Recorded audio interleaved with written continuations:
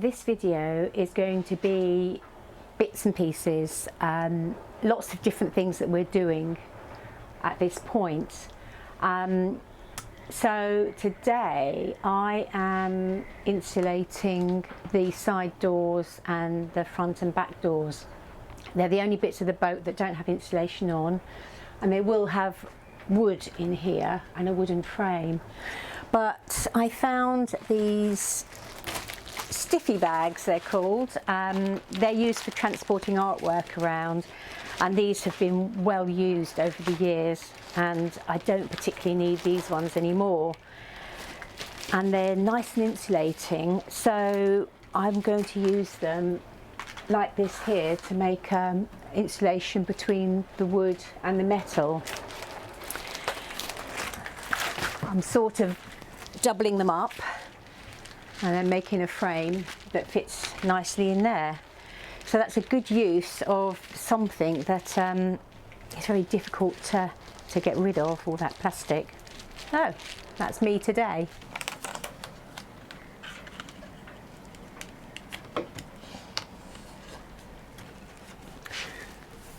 So I'm going to attach it all with double-sided tape. And Henry's just pointed out that we should credit Slim Potato Head for this idea. If you haven't seen him on YouTube, he's worth checking out. He's our favourite YouTuber, and he goes around America with a trailer, and he's always doing amazing hacks. So we look to him for really good ideas. He's one of our inspirations.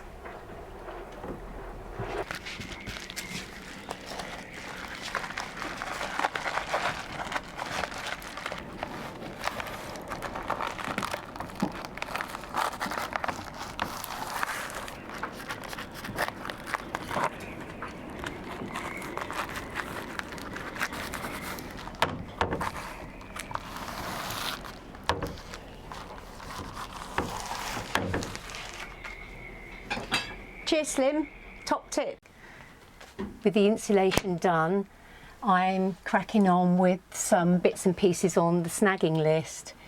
And on an earlier video, you might have seen we put bendy ply cut into strips as a curve between the ceiling and the walls, which has worked brilliantly all down the boat until we come to this last bit in the bedroom. And the problem here is that the boat narrows towards the front. So what we've got here is a piece that's tapering right down to there. And we can't really cut the ply at such a taper, it won't work. So I'm going to take another piece up to about here, which is about a foot away from the end. And then in the corner we're going to have to build a sort of little shelf up there just to hide the last bit. We couldn't figure any other way around it, so that's what we're going to do. But it's fine, it's all problem solving. So I'm just going to get on with that now.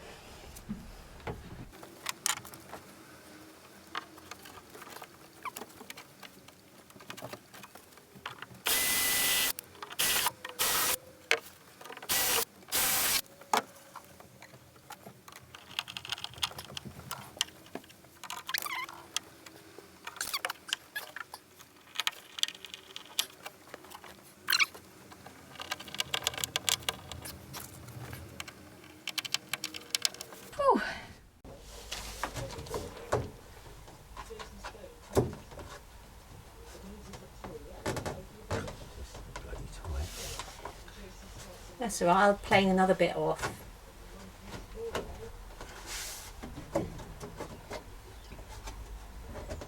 Don't push it in if you can't get it out.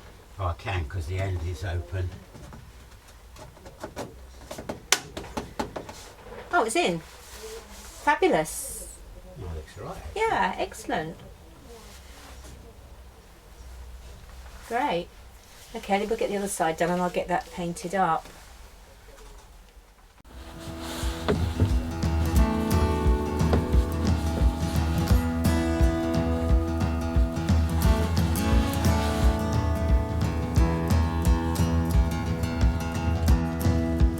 Meanwhile, Now, in the kitchen, things have been moving on apace.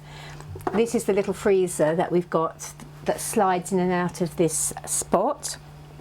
And I bought some vinyl wrap and covered it, which is great fun. It's a bit like the sticky back plastic that you used to get when you were little, or when I was little, and you used to cover your books with it at school.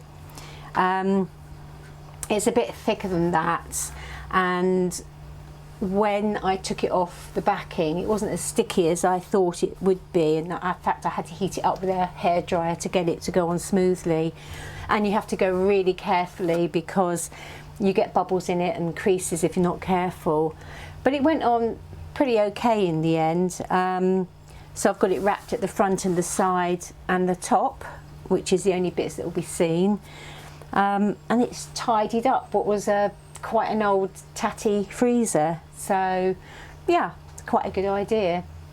I chose something that was quite innocuous, not too, I don't want anything, you know, glittery or anything like that. So that's one thing done.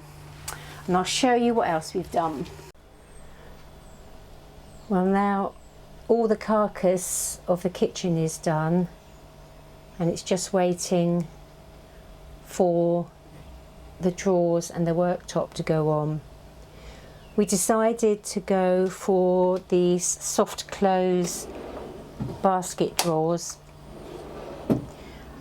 and we're going to do that all the way along, because if you don't have very much space to move in, like here, you don't really want a cupboard where you've got to open the door and then squat right down to see what's in the cupboard. And the drawers that you buy like this just fixed to a panel on the front, which we're going to cut to go really tight in flush, so it's going to look really smooth down there. So it will just mean that we've got easy access to everything and things won't hide in the back of cupboards. Around here, on the extra little space we had just down here, turns out it's the perfect size for all the pots and pans, and they all hang on hooks and keep out of the way. That's going to be painted green, which will go really nicely with the volcanic orange. And then up here we've got the sink in place, and it's a really nice old ceramic sink that I found on Marketplace. It came out of an old lady's house, and she had really looked after it. There's not a mark on it. It's nice and heavy, and it's just the size that we wanted. So originally up there I was going to have a wall mounted dish rack drainer, but then I found these ones online which go over the sink, so I was aware that it might look a bit cluttered if I wasn't careful, so I've made a mock-up in cardboard of the size it will be, and it looks like it's going to be okay. They're quite useful. It's got a dish drying bit up here, and then it has all bits that hang off the sides for chopping boards and knives and that sort of thing, and then the tap will just come up in the middle, and it means we're making use of space that wouldn't be used otherwise. The window can still open, and we won't have stuff sitting around cluttering up the space. So that was good. That was a good discovery. Another purchase this week has been this Dyson air purifier that again I found on Marketplace. I've been looking for one of these for a while, and apart from the Dyson, most of them don't take particulates out of the air more than 0.3, and this is tested down to 0.1, which is what you need for a wood burning stove.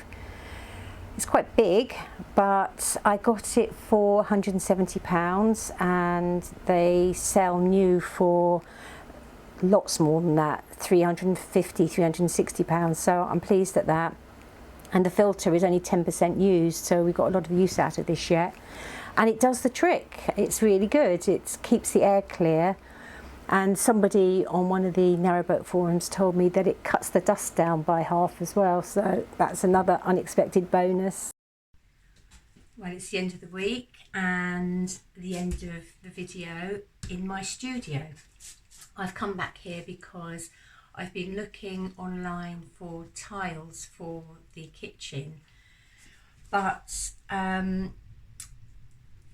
generally speaking, the most affordable ones are the Metro tiles, which are nice, but I've sort of seen them everywhere now, and I just fancy something a bit different. And when I looked at embossed tiles and the sort that were more unusual, they're incredibly expensive. And I do understand why, being a potter, but I didn't feel that I could really afford to buy the tiles that we needed. And obviously I have all the materials to make them myself, so I've decided to take that task on and make some for the boat. I have a 4-inch tile cutter, which makes life much easier. And when I was in B&Q some weeks ago, the one in Brighton has a sort of odds and sods box outside with free bits and pieces, and I found this paper which is impressed with a sort of random design, and I thought that would make a good tile because when I put the different kind of glazes on, it will give different effects, darker and lighter colours. So the tiles come out like this, and I think they're going to look quite nice when they're glazed. I haven't decided on a colour yet because although at the moment the kitchen is going to be quite bright, I'll show you that on the next video. I want a colour that is going to go with any colour I might decide to paint the kitchen in the future, so I'm having a think about that at the moment, so we'll see. Anyway, I'll show you the tiles as they get made and go through the kiln. I think I've got to make something like 120, but the good thing about making my own tiles is I can make a lot of half tiles so that I won't have to cut them later on to fit around sockets and around the window frame, things like that. So that's it for now. I shall see you on the next video, which will be all about the kitchen. Bye for now.